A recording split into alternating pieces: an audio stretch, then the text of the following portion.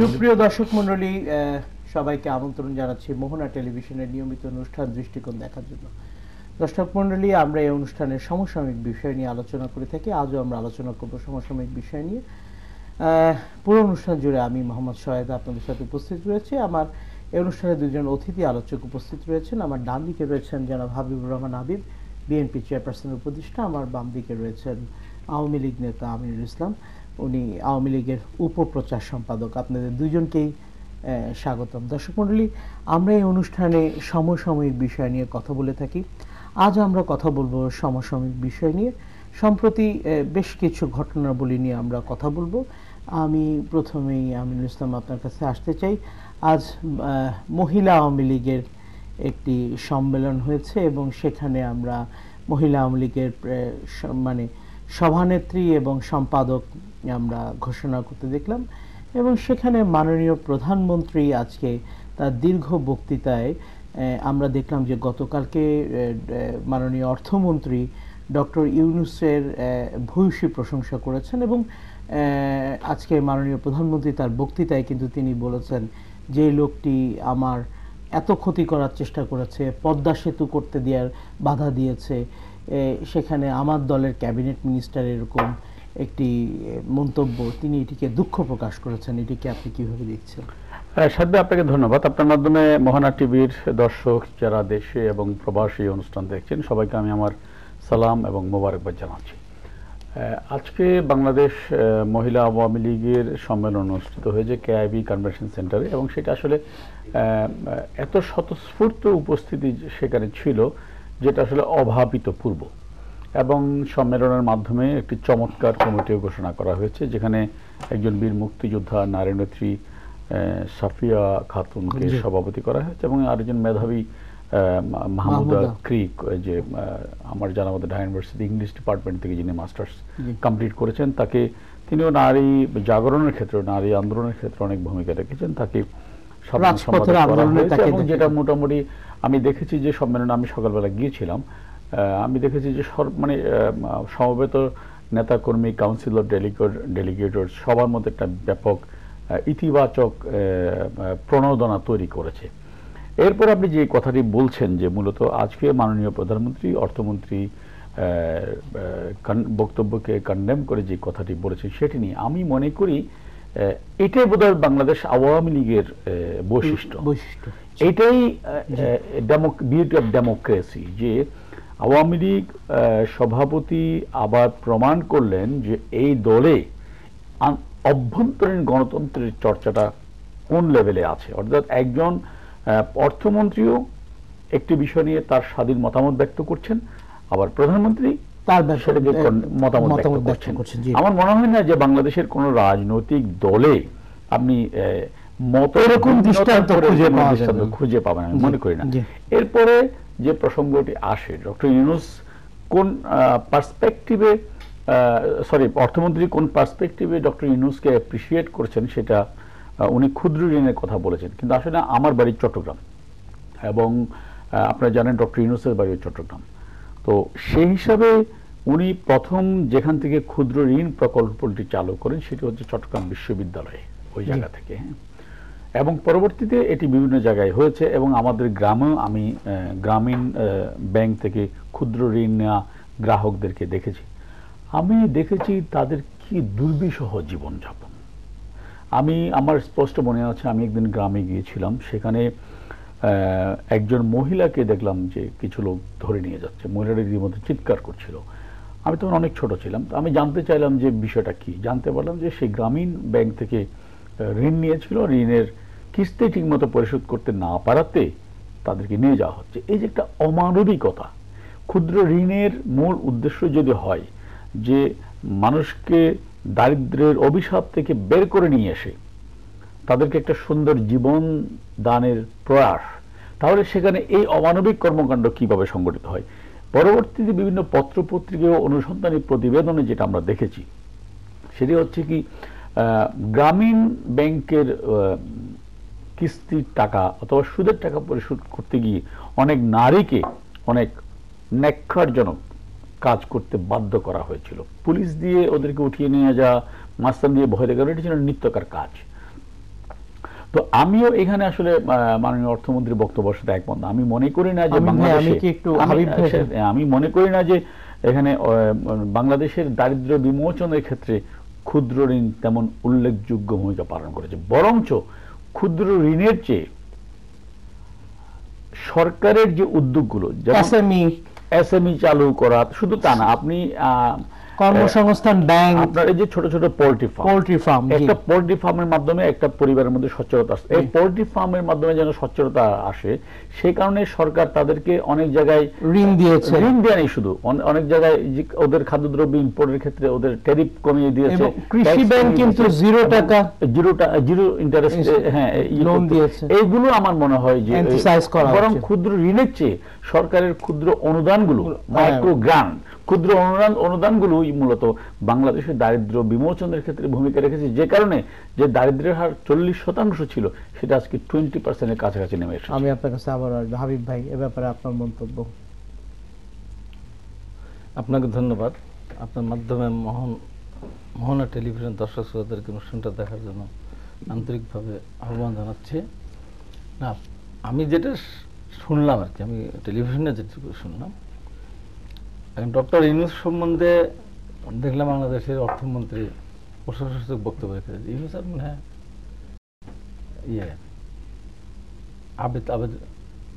ফজলে হোসেন আবেদ, এই দুজন সম্বন্ধে একসাথে একই দিনে।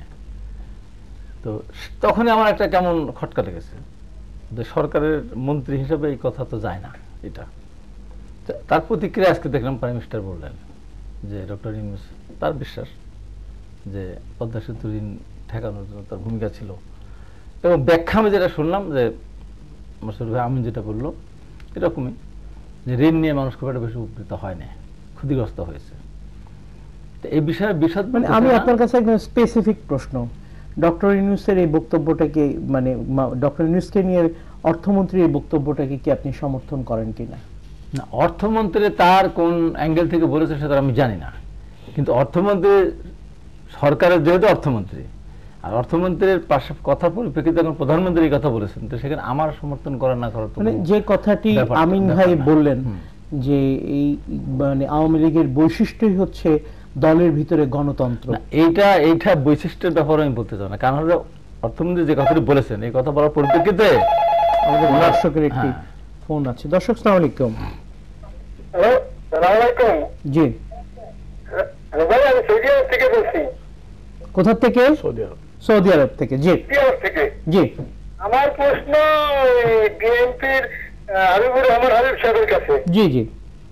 আমরা কিছুদিন আগে নারায়ণগঞ্জে ইলেকশন নিয়ে আগে কথা বলি, ইলেকশন এত সুষ্ঠু সুন্দর নির্বাচন হলো, হ্যাঁ, তারপরে বিএনপি বলে যে আরো গণতন্ত্র চায়, সুস্থ নিরপেক্ষ চায়।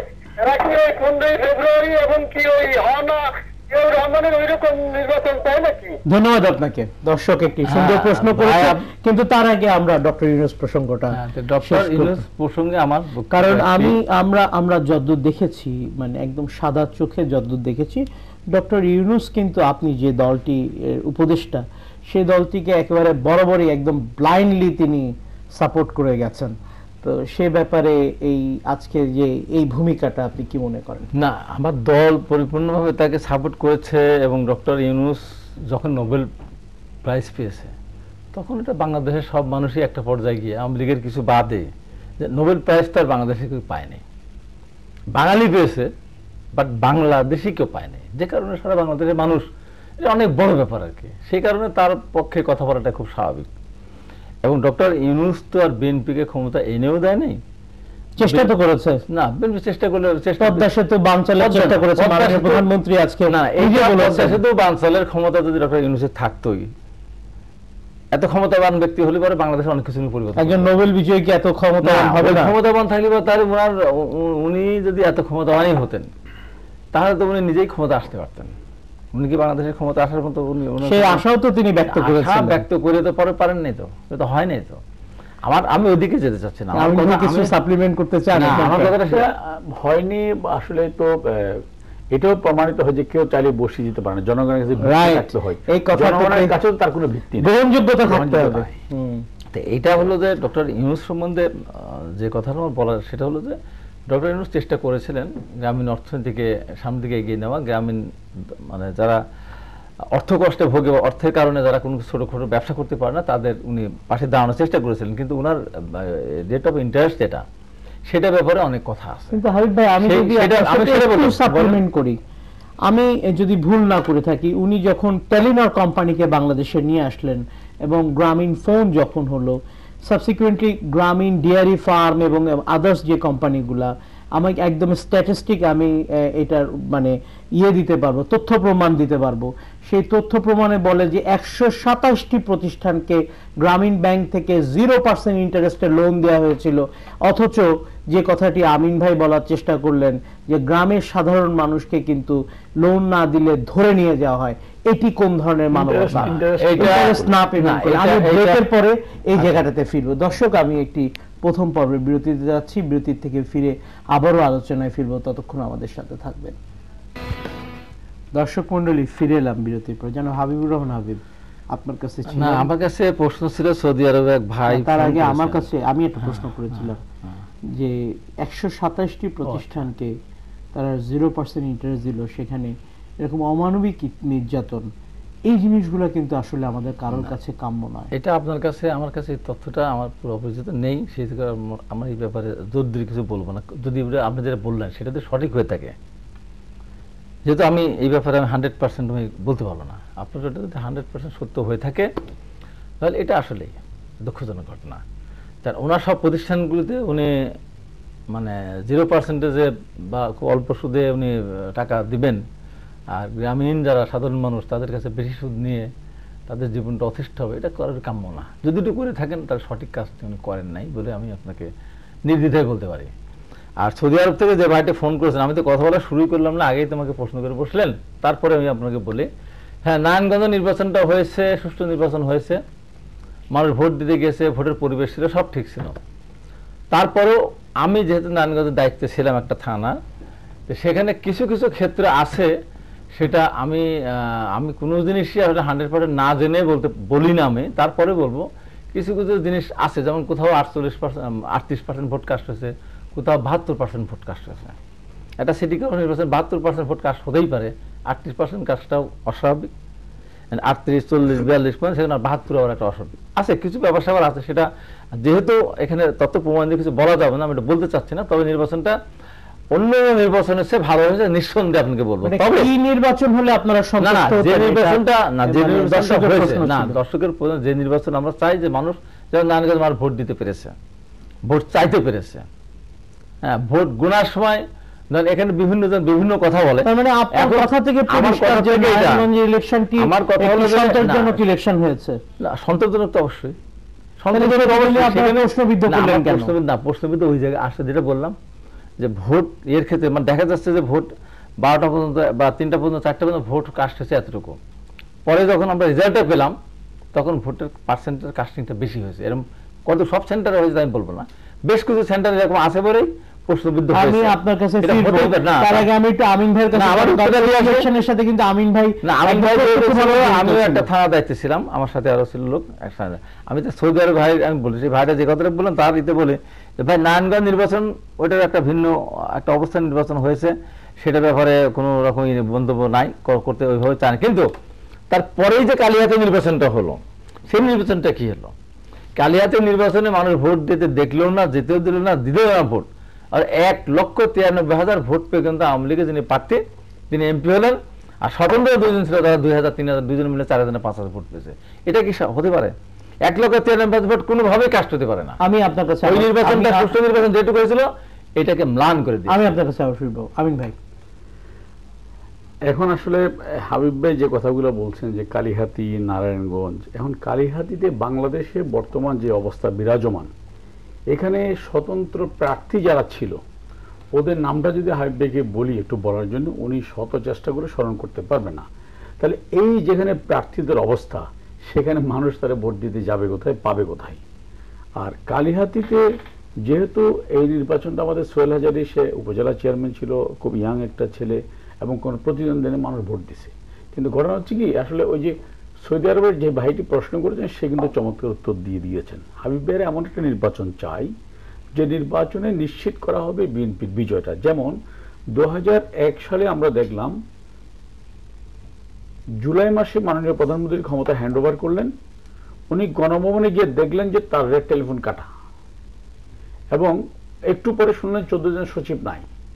একটু পরে খবর পেলাম যে আওয়ামী লীগ নেতাদের বাড়ি বাড়িতে হামলা, অর্থাৎ নির্বাচনে তোমরা ঘরে থাকতে পারবা না, যে নির্বাচনের মাধ্যমে বিএনপি ওদের মতো করে প্রচার করতে পারবে, ওদের কাজগুলো করতে পারবে। অথবা হাবিব ভাইয়ের সম্ভবত এমন একটা নির্বাচন চান যেটা মাগুরাতে হয়েছিল 96 সালে, যে নির্বাচনের বিপক্ষে হাবিব ভাই সেদিন নেতৃত্ব দিয়েছিলেন ব্যাপকভাবে, যেখানে তৎকালীন প্রধান নির্বাচন কমিশনার রৌফ সাহেব ঢাকায় পালিয়ে এসে বলেছিলেন যে নির্বাচনের মতো কোনো পরিবেশ সেখানে নাই, একথা বলেছিলেন। সম্ভবত বর্তমান বিএনপির নেতৃত্ব সেরকম একটি নির্বাচন চায়, যে নির্বাচনটি বিএনপির ক্ষমতা আশাকে নিশ্চিত করতে পারে। আপনি যদি বিএনপির রাজনীতির একটু অ্যানালাইসিস করেন, আপনি দেখবেন বিএনপি কখনো স্বাভাবিক পন্থায় ক্ষমতা হ্যান্ড ওভার করেনি। 91 ওরা ক্ষমতা আসার পরে 96ও কিন্তু ওরা স্বাভাবিক পন্থায় 15 ফেব্রুয়ারি হয়েছে, শুধু তা না, একটা মাস একটা কু হওয়ার চেষ্টাও করা হয়েছিল, যেটা তৎকালীন প্রধান তত্ত্বাবধায়ক সরকার প্রধান বিচারপতি হাবিবুর রহমান অত্যন্ত শক্ত হাতে সেদিন মোকাবেলা করেছিলেন বলেই একটা নির্বাচনের সম্ভাবনা। ওরা তাদের রাষ্ট্রপতি একসময় রাজাকার আব্দুর রহমান বিশ্বাসকে দিয়ে ওই চেষ্টাটাও করেছিলেন। সুতরাং এখন এর পরে আমি মনে করি না মানুষ বিশ্বাস করবে যে বিএনপি কোনো ফেয়ার ইলেকশন চায়। যেমন আপনি নারায়ণগঞ্জের নির্বাচনের ক্ষেত্রে হাবিব ভাই যেটি বলেছেন, উনি ওনার দৃষ্টিকোণ থেকে ব্যাখ্যা করেছেন, আমিও সেখানে গিয়েছি, খোঁজখবর নিয়েছি। এখন আপনি বলেন বাংলাদেশে নয়, শুধু পৃথিবীতে এমন কোন নির্বাচন আসে যে নির্বাচনে প্রতিটি কেন্দ্রে সমানভাবে ভোট কাস্টিং হয়? একটি নির্বাচনের এক্সাম্পল দিক। কোনো কেন্দ্রে দেখা যায় 30% কাস্টিং হয়েছে, কোনো কেন্দ্রে 80%, কোনো কেন্দ্রে 50%। এটা হচ্ছে একটা গতানুগতিক স্বাভাবিক, খুবই স্বাভাবিক একটা প্রক্রিয়া, শুধু স্বাভাবিক না, খুবই স্বাভাবিক একটা বিষয়। সেই বিষয়টার মধ্যে যদি কেউ কিন্তু খুঁজতে যায়, ওকে কিন্তু আপনি বোঝাতে পারবেন না, বোঝানোর কোনো সুযোগ নেই। আর আমার কথা হচ্ছে কি, অবশ্যই আমরা চাই বাংলাদেশে একটা শক্তিশালী রাজনৈতিক বিরোধী দল থাকুক, এবং যারা নির্বাচনের মাধ্যমে তাদের রাজনীতির চর্চা করবে এবং গণতন্ত্রকে শক্তিশালী করবে। কিন্তু সেই জন্য এখন আমি জানি না যে 7 মণ ঘি জোগাড় হবে কিনা, রাঁধাও নাচবে কিনা।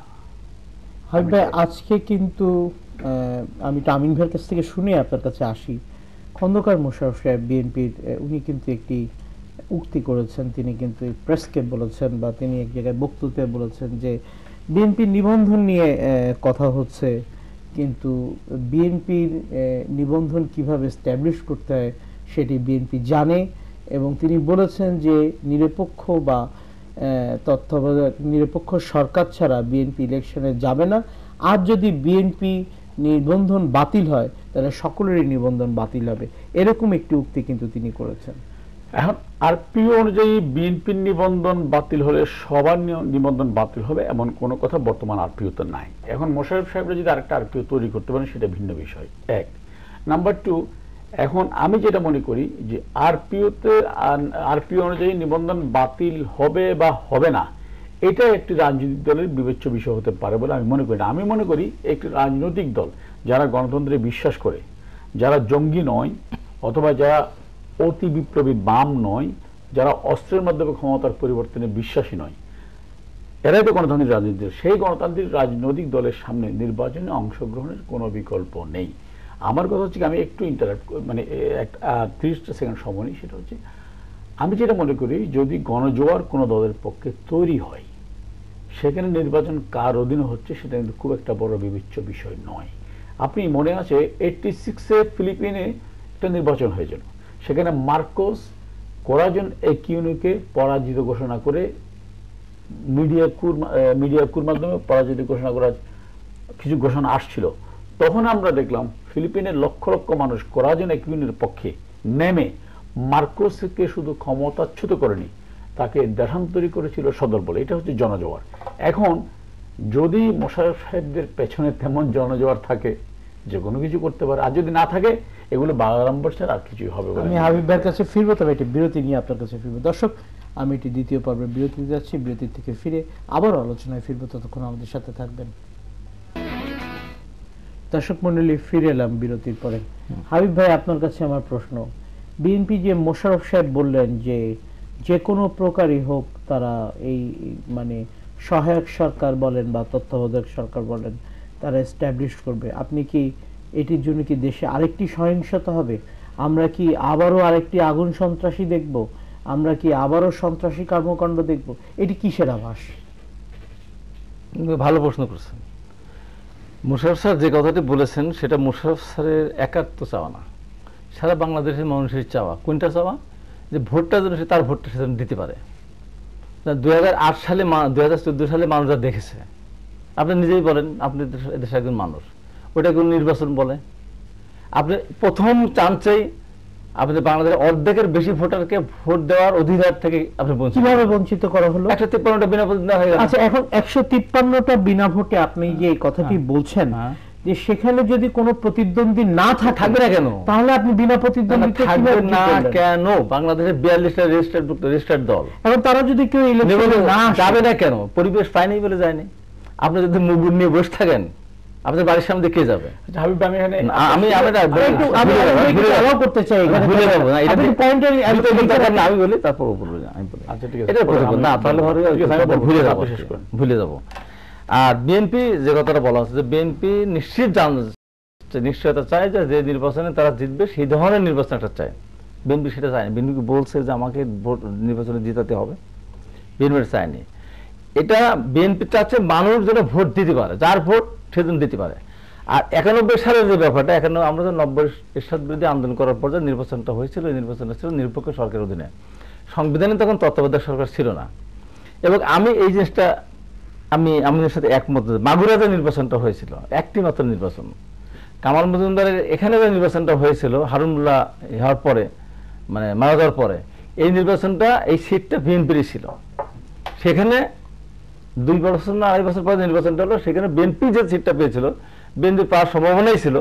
সেখানে সরকারি দলের কিছু ব্যতিক্রম বা কিছু নিয়ম নীতি মানে ভঙ্গ হতেই পারে। এবার আমি একেবারে সহিভাবে বলতে চাচ্ছি না, হতেই পারে। কিন্তু মাগুরা যে নির্বাচনটা ছিল একটি মাত্র নির্বাচন, সেই নির্বাচন মোটেই সুস্থ নির্বাচন হয় নাই, আমি একমত।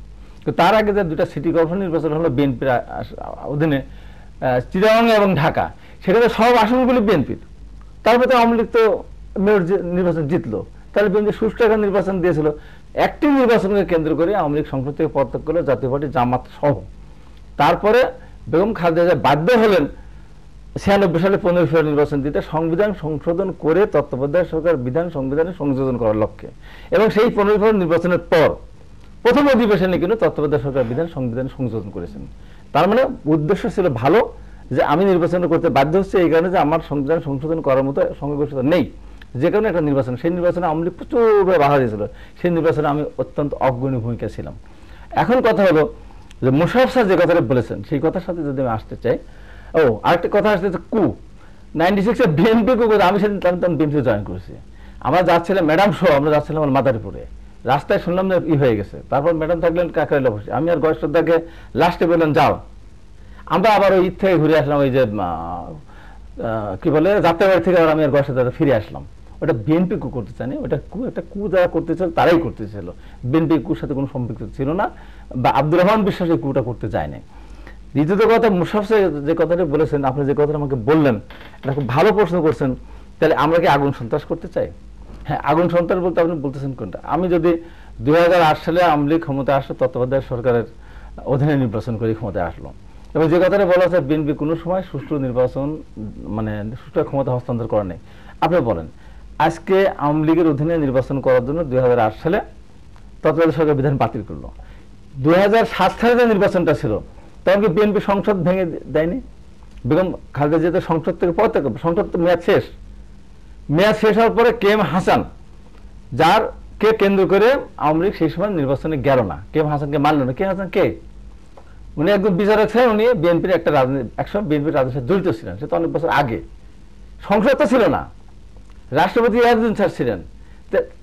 সংসদ না থাকা অবস্থা, এখন আমি বলি যে আমরা যে কথা মোশাররফ স্যার বলছি, আমি বিনীতভাবে যদি বলি, হ্যাঁ, যে অবস্থায় বিএনপি নির্বাচন করে নাই, আমি আর একটু আগাই দিতে চাচ্ছি।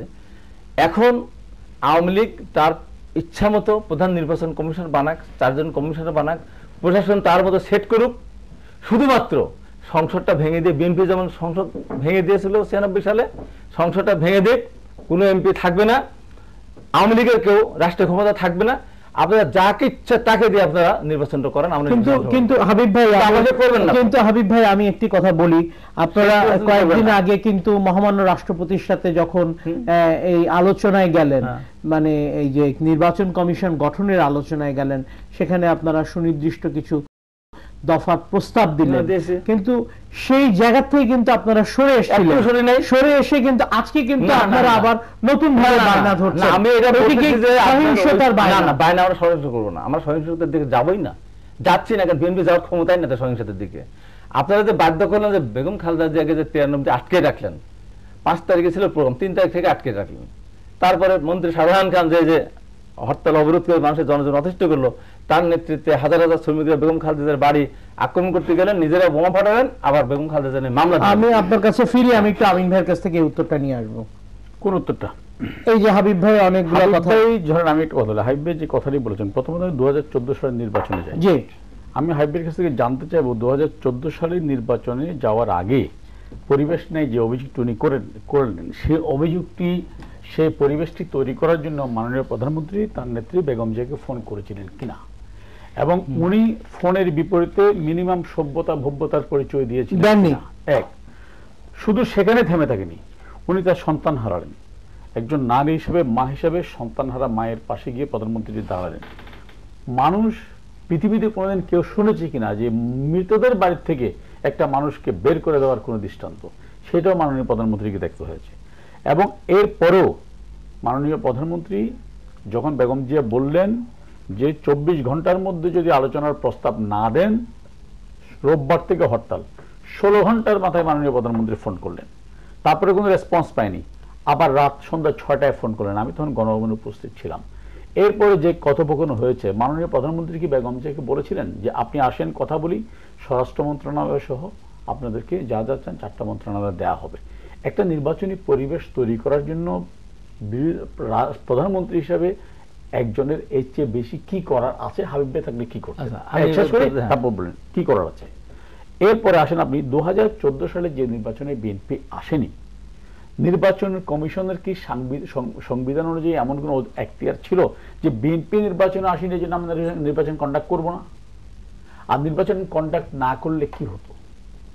তাহলে এই দায়িত্ব বিএনপি, এই দায়িত্ব নির্বাচন কমিশনের না। এবং হাবিব ভাই যে কথাটি বললেন যে বিএনপির আমলে ঢাকায় চট্টগ্রাম সিটি কর্পোরেশন নির্বাচন হয়েছে, আওয়ামী লীগ জিতেছে, দ্যাটস ট্রু।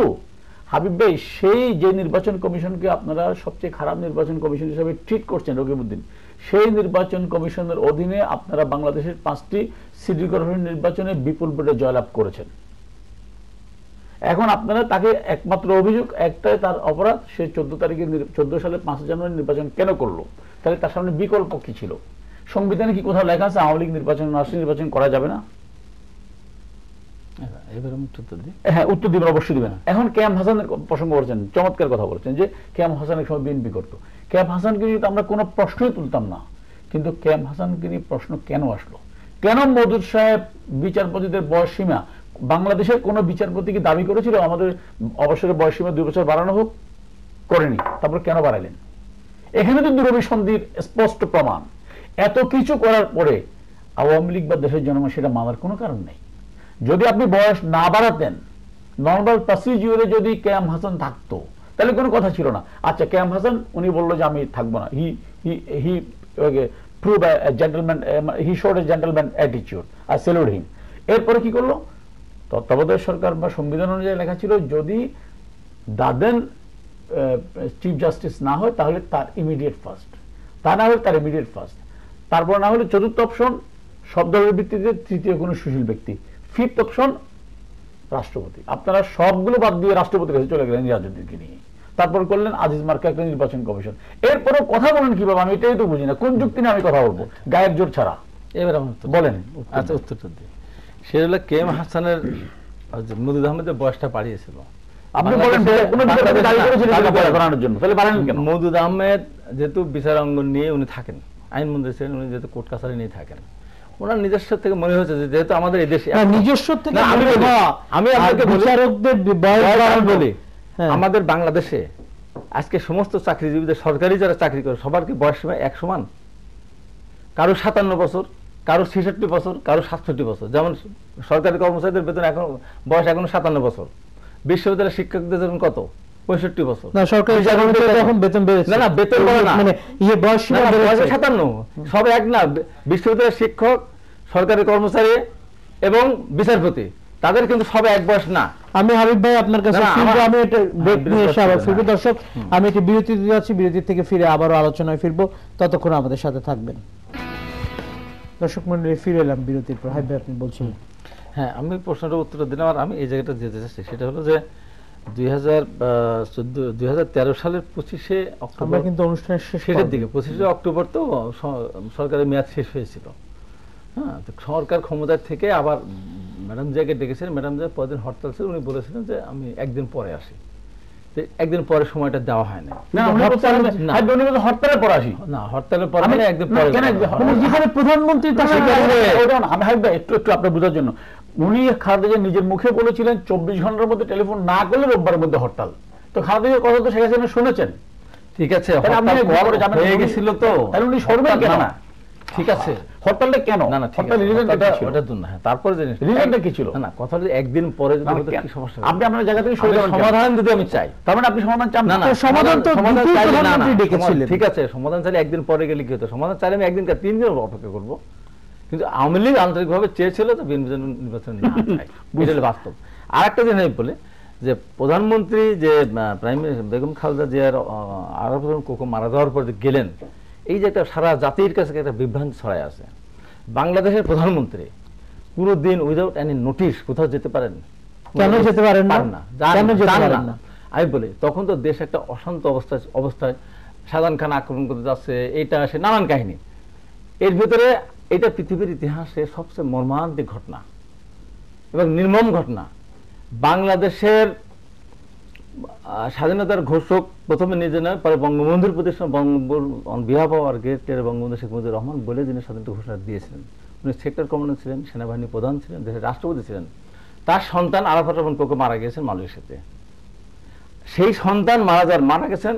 তার মা যখন তার অভিযান গৃহবন্দী অবস্থায়, বিদ্যুৎ নাই, কারেন্ট নাই, এটা নাই, গ্যাস নাই, নানান কাহিনী, স্বাভাবিকভাবে মার এই কষ্টতে ছেলে যে কোনো অ্যাক্সিডেন্ট হতেই পারে। হয় অসুস্থ ছিল, তার ভিতরে সে সহ্য করতে না পারে, সে মারা গেছে। গেল মারা যাওয়ার পরে ওই দিনই কিন্তু মানে প্রাইম মিনিস্টার যখন দেখা করতে গেলেন, তার আগে বিকালবেলা যাত্রাবাড়িতে একটা বাসে আগুন দেওয়া, পেট্রোল বোমাকে ঘটনাকে কেন্দ্র করে ওই দিনে যাত্রাবাড়ি থানায় বেগম খালেদা জিয়া সহ বিএনপির বেশ কিছু নেতৃবৃন্দের নামে মামলা দায়ের করার পর তারপরে উনি ওখানে যাওয়ার আশাবাদ ব্যক্ত করেছেন। এবং সেখানে কথা হয়েছে, এবং শিমুল বিশ্বাস, ওনার শিমুল বিশ্বাস সাথে ফোন করেছে প্রধানমন্ত্রী দপ্তর থেকে। শিমুল বিশ্বাস বলেছেন বেগম খালেদা জিয়া তার সন্তান হারানোর পরে অত্যন্ত অসুস্থ হয়ে উনি খুবই খারাপ অবস্থা আছে, তাকে ওষুধ দিয়ে ইনজেকশন দিয়ে ঘুম পাড়িয়ে রাখা হয়েছে। উনি ঘুম থেকে উঠলে আমি জানাবো আপনাদেরকে, তখন আপনারা আসেন। একটা ঘুমন্ত মানুষকে প্রাইম মিনিস্টার দেখতে যাবেন কেন? এবং বিএনপি অবশ্যই যোগাযোগ হয়েছে, তো যোগাযোগ হওয়ার পর ওনার অপেক্ষা করা উচিত ছিল যে উনি ঘুম থেকে ওঠার পরে উনি ফার্দার ফোন করেন কিনা। এইটা তো ধরেন, এটা তো আসলে 100%। আর উনি যেন অসুস্থ, ওনাকে যেন ইনজেকশন ঘুম পাড়ে, ওনার সাথে কি কথা বলবেন? উনি তো ঘুমন্ত অবস্থা আছে, তো ঘুমন্ত মানুষের থেকে কথা বলতে পারে? আরেকজন মার কাছে এটা মোটেই ঠিক না, এটা একটা স্ট্যান্ডবাজি, এটা মোটেই ঠিক না। আমি আপনাকে সময়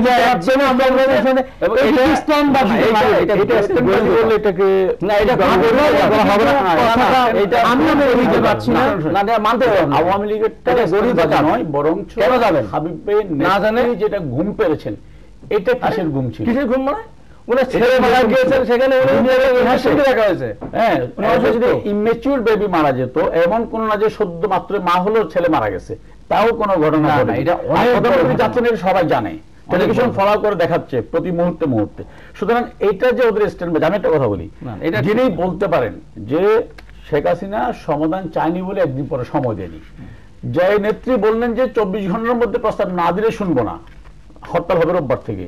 24 ঘন্টার মধ্যে প্রস্তাব দেওয়ার পরে, তারও আগে 16 ঘন্টার মধ্যে, তারপর এই অভদ্রতা যারা দেখাতে পারে, এবং এটা মানুষ ঠিক আছে বেগম যে ঘুমাচ্ছিলেন, ওকে যাবেন কেন, প্রধানমন্ত্রী গিয়েছেন, ওনাকে যাবেন কেন দিতে পারতো না, ওনাকে না যেটা প্রধানমন্ত্রী যদি তাকে না শুধু আপনি বললে তো আমাকে বলতে দেন, প্রধানমন্ত্রী যখন গিয়েছেন উনি তো প্রধানমন্ত্রী, উনি একজন মা, ওকে বেগম যে ঘুমাক, উনি ঘুমাচ্ছে, সেটা তো সমস্যা ছিল না। আর বরঞ্চ আমি যেটা মনে করি, তারা যদি রাজনীতির র বুঝতেন, প্রধানমন্ত্রী যে গেলেন, তখন তো বেগম জিয়া বলতে পারতেন আপনি এখানে মানুষ, উনি তো একটা অসুস্থ এগুলো হচ্ছে যুক্তি না, এগুলো হচ্ছে কুযুক্তি, না যুক্তি না, এইটাই গণতন্ত্রকে প্রতিদিন হত্যা করতে। এই কারণে কোন প্রোগ্রামে মানুষ যাচ্ছে না, মানুষ খালি ছেড়ে দিন। আমি আসলে সেদিন কিন্তু বিএনপির অনেক উচ্চস্থানীয় নেতৃবৃন্দ কিন্তু সেখানে উপস্থিত ছিলেন, তারা না এসে শিমুল বিশ্বাস সাহেব একটি খাতা নিয়ে সেখানে চলে গেলেন। মাননীয় প্রধানমন্ত্রীকে ইনসাল্ট করার খাতা নিয়ে যাওয়ার ব্যাপারটা আমি মন্তব্য করবো না, কিন্তু প্রাইম মিনিস্টারের যাওয়াটা, ওইভাবে যাওয়াটা সঠিক হয়েছে বলে আমি কোনো সময় মনে করবো না। কারণ যেহেতু পার্টি অফিস থেকে বলা হয়েছে যে আমরা আপনাকে জানাচ্ছি, এবং আজকে আমি যে কথাটা বললো তার কথার সাথে আমি কিছুটা একমত করবো যে নাবালক, কিন্তু উনি তো একটা সন্তান, দীর্ঘদিন ওনার কাছে থাকতে পারে না, ওনার দুটা বাচ্চা রেখে মারা গেলেন হাবিব ভাই, সেখানে ওনার পক্ষে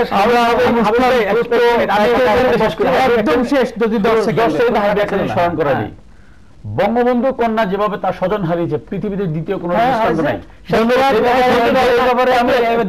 করবো না এই দৃষ্টান্ত নাই। এরপরেও মাননীয় প্রধানমন্ত্রী যখন বাংলাদেশে এসে বলেছিলেন যে আমি 32 নম্বর দরজাটা খুলে দেন, শুধু একটু মনোজাত করবো, ওনার নেতা জিয়া রহমান সেটাও ধন্যবাদ। প্রাণ হারা নাই, ধন্যবাদ আবিদ ভাই, দুজনকে আপনাকে ধন্যবাদ। দর্শক, আমরা আলোচনা করলাম সমসাময়িক বিষয় নিয়ে, আগামীকাল আবারও দেখাবেন নতুন কোন অতিথির সাথে। শুভরাত্রি।